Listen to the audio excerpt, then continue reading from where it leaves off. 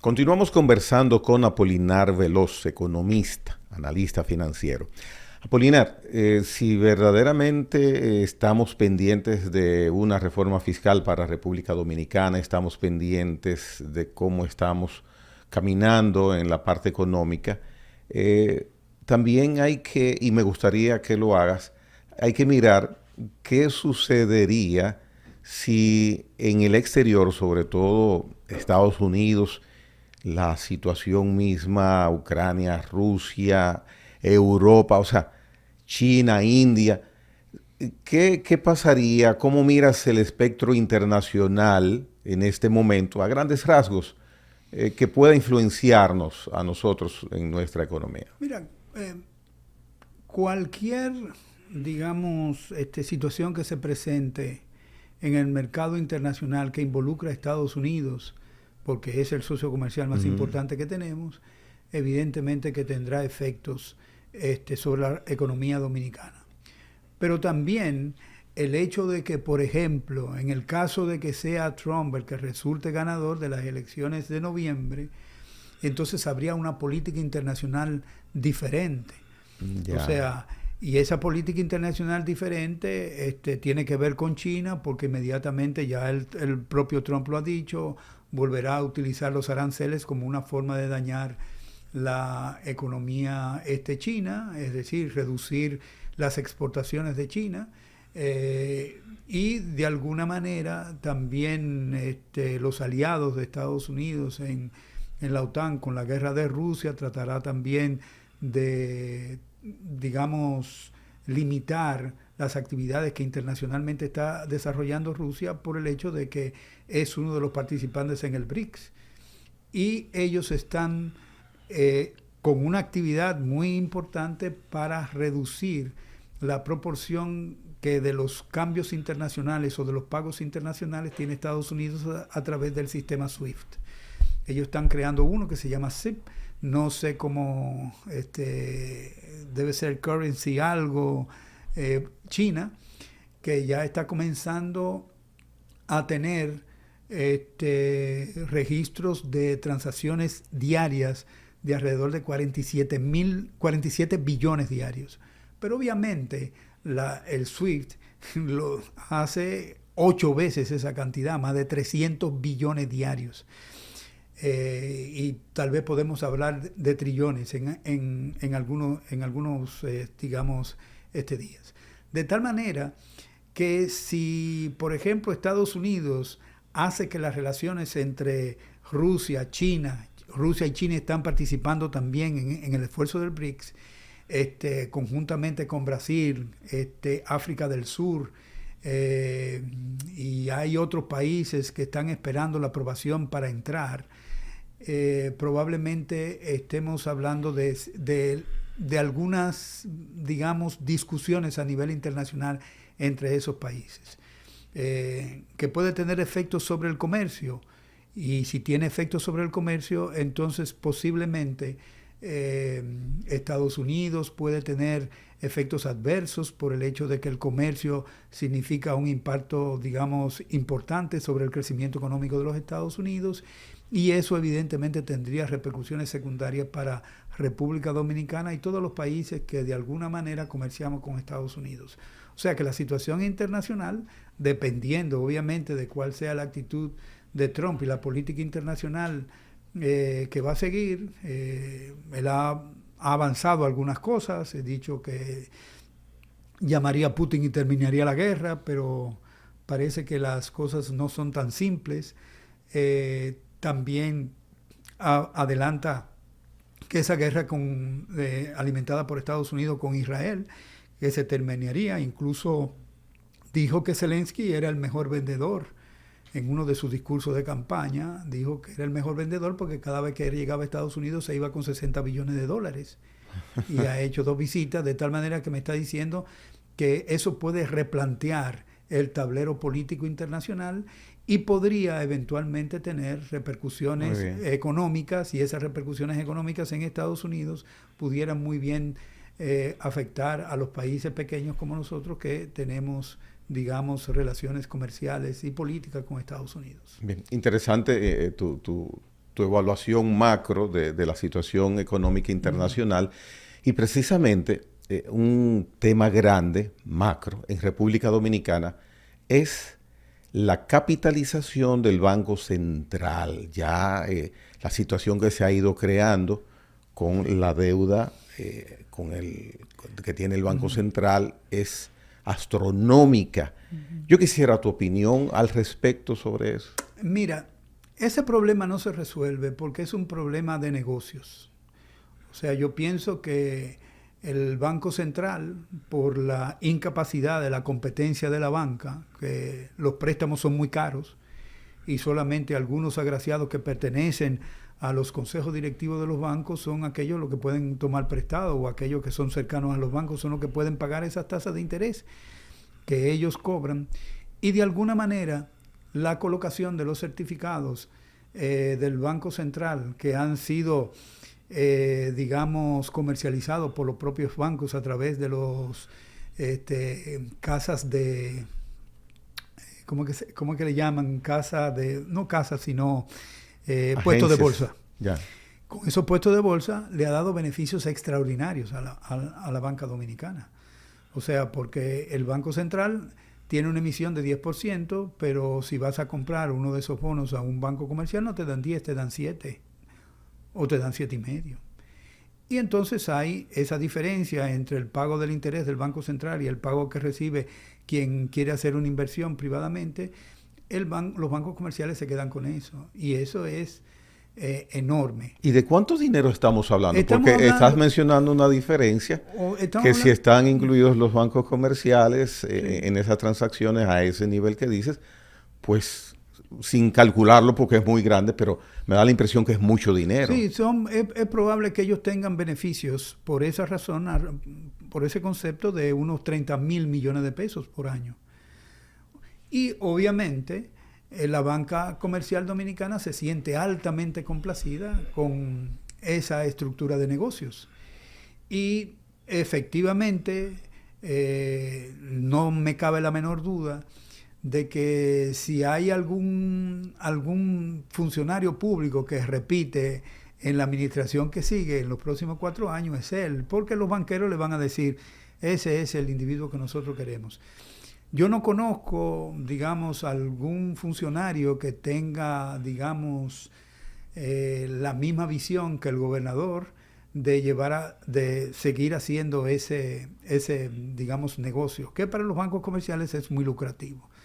No es lucrativo. Pero es un privilegio. Es un privilegio, obviamente, y por esa razón el preferido de toda la banca es justamente el gobernador del banco. Ahora bien, se hizo una ley para la capitalización. Ajá. Y se modificó esa ley para la capitalización, y lejos de capitalizar el banco, el gobernador lo que ha hecho es que ha hecho que su capital sea más negativo siempre, porque lo que ha hecho crecer son sus pasivos. Hay más de 1,000 millones ya. No, estamos hablando de un billón de colocación de certificados. O sea, estamos hablando de 1,040,000 millones de pesos. Esa es la emisión de esos certificados. Entonces... o sea, hay 1 millón de millones más 40,000 millones de pesos. Exactamente. Esa es la deuda del Banco Central. Obviamente el Banco Central no tiene ingresos, los ingresos que tiene son pírricos, y la pérdida anual que tiene el Banco Central supera los 43,000, 45,000 millones. Entonces, ese digamos, gobernador que, digamos, ascendió en la administración anterior con el más alto grado de confianza, yo espero que la ciudadanía, excepto los bancos comerciales, obviamente, yo espero que la ciudadanía entienda que lo que ha hecho esta gobernación del Banco Central ha sido empeorar la situación financiera no solamente del banco, sino del gobierno. Porque si el Banco Central no tiene ingresos, fíjate que para que aumentaran las reservas internacionales, el gobierno tomó prestado y le dejó los dólares al Banco Central. Y por eso las reservas internacionales han crecido. No porque el Banco Central tenga una política de generar recursos, de generar ingresos. No tiene, o sea, los ingresos que tiene probablemente en dólares sean alrededor de $2 millones por año. Y el gobierno de turno de cada elección, el anterior y el anterior y el anterior, el presente y el que viene, que son los dueños del negocio. El gobierno es el dueño del país, de la administración. Entonces, el gobierno, ¿qué hace? ¿Qué delega eso en la figura, en la decisión de un organismo, en la cabeza del Banco Central? Porque es hasta por lógica, se nota y se entiende, mira la pregunta que te hice, una enorme deuda hay a propósito de eso. Entonces, ¿qué hacen los gobiernos para eso? Mira, ¿qué deben hacer? Gregory, el propio gobernador, gobernador del Banco Central, hizo escándalos cuando el Banco Central tenía 2.500 millones de dólares por esa deuda, que fue ocasionada por el rescate de los bancos, que él debió cerrar porque el asesor que tenía el Banco Central en aquel momento le envió una carta en el año del 97 y se la repitió en el 99 diciendo que Baninter debía haber sido cerrado en esos años y él no lo hizo. ¿Quién era ese asesor? Era un español cuyo nombre no me acuerdo, ahora mismo no me viene a la memoria, pero si me acuerdo durante la conversación te lo digo. Y a nosotros nos dio mucha brega conseguir esas cartas. Nos tuvimos que dirigir a él, a España, para que nos enviara esa carta, porque esas cartas se escondieron. Entonces, él justamente, con, digamos, ese tipo de actitud, durante la campaña, acabó con el Banco Central, con esa administración. Y criticó acremente esos 2.500 millones de dólares para rescatar a 3 bancos. Sucede que ahora tenemos 16.000 millones de dólares de deuda del Banco Central. Si tú conviertes el 1.040.000 al tipo de cambio actual, te da 16.000 millones de dólares. Entonces, 2.500 millones de dólares era un problema para el gobernador del Banco Central y 16.000 millones no lo son. Entonces, ¿dónde está la lógica con la que los funcionarios de esta administración analizan los problemas financieros de este país? O sea, es impresionante. Impresionante. La banca dominicana está bien porque tiene 2 ingresos fundamentales. Tiene ese ingreso y tiene el de la seguridad salud, social. El de la seguridad social. Reciben una cantidad de dinero extraordinario. Dicen que estudiando cualquiera pasa. Claro. Entonces, el problema de la banca dominicana no es de intermediar recursos del público, es sencillamente hacer negocio, que hacer el negocio de pensiones y hacer el negocio de salud, ¿no? Y obviamente por eso algunos funcionarios del área que tienen que ver con la supervisión bancaria dicen que no, que la banca está bien y que ellos han hecho una labor extraordinaria enseñando a la gente de cómo darle seguimiento a sus cuentas, a su tarjeta de crédito, como si esa fuera la función de una superintendencia de bancos. No hay regulación financiera, la regulación financiera en este país es débil, ¿no? Lo era antes y lo sigue siendo hoy. Y la supervisión, si la regulación es lo que debe hacer cumplir la supervisión bancaria, pues la superintendencia no tiene que hacer nada porque el regulador está de vacaciones. Entonces, desde ese punto de vista, yo pienso que... Te voy a dar un dato, mira, interesante. Hubo un banco que tenía problemas de capital en este país. Y esta administración del Banco Central le hizo una emisión de 6.500 millones de pesos para resolver ese problema en certificados. Y ese banco se ganó 1.000 millones de pesos en 15 días. O sea, lo sacaron del agua y se ganó 1.000 millones de pesos encima de eso. Encima de eso. ¿En qué año fue? Eso fue, yo me fui en el 2012, estamos hablando del 2007-2008. Entonces, si esa es la administración financiera, obviamente ese comportamiento debe ser anhelado y querido por la banca. ¿Y qué va a seguir pasando entonces con el tema de la capitalización del Banco Central? Que tiene 2 leyes y no llega. No hay capitalización. Esta administración ha sido, incompetente para resolver ese problema. Ahora bien, antes de que ese problema se convierta en un problema fiscal, ¿no? Entonces es posible que haya formas de utilizar ese dinero que está en la bóveda de los bancos y utilizarlo para resolver alguna eventualidad en caída de ingresos, por ejemplo, de el sector gobierno. ¿Y se puede convertir en un problema fiscal de eso? Se puede convertir en la medida en que el Banco Central tenga un momento de expansión monetaria, a pesar de que se está, digamos, llevando de manera muy sigilosa y de un seguimiento muy cercano a todos los pagos que se están haciendo. Pero llegará un momento que habrá que, digamos, devolver alguna de esa plata que tiene el Banco Central. Y es decir, que los individuos lo necesiten y que comience, o que los bancos comerciales ya no tengan que depender de ese tipo de ingresos, que eso probablemente va a pasar un poquito de tiempo, y que los individuos comiencen a necesitar su plata y que comiencen a decir, o no confío más en el sistema financiero. Pero fuera de eso, sigue siendo muy costosa esa situación para el Estado. Sí, para el Estado, evidentemente, si eso no está haciendo nada ahí, en lugar de hacer una reforma fiscal que tenga consecuencias muy negativas para la población, tú pudieras eventualmente hacer un ejercicio financiero entre tesorería de la nación y el Ministerio de Hacienda para sencillamente que la deuda pase del Banco Central a tesorería, liberar al Banco Central de ese pasivo y mejorar el capital del banco, y eso se llama capitalización. Yo eso lo planteé una vez a un dirigente político que estaba planteándose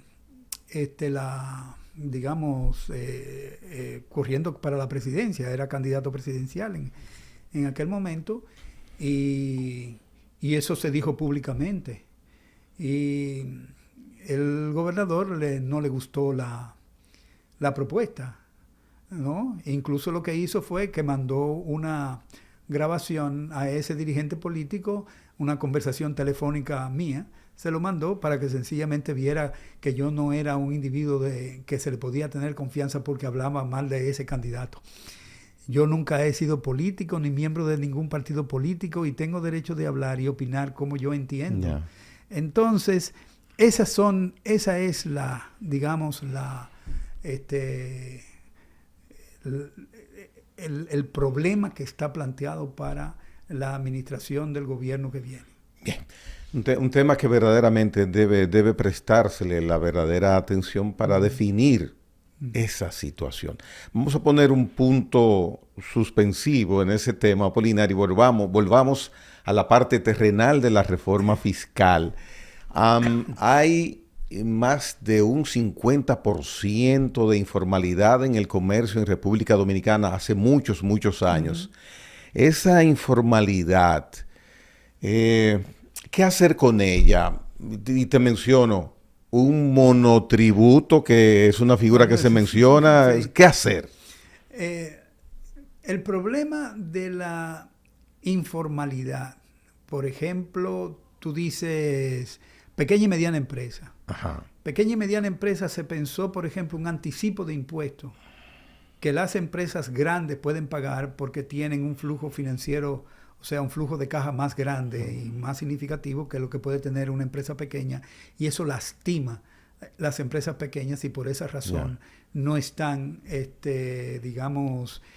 pagando los impuestos que deberían pagar. Entonces eso debe enfrentarse en una reforma fiscal y eso debe atenderse. Pero acordémonos también que el anticipo se puso porque las empresas no pagan impuestos, porque las empresas se evaden. Cuando tú pagas el ITEVIS,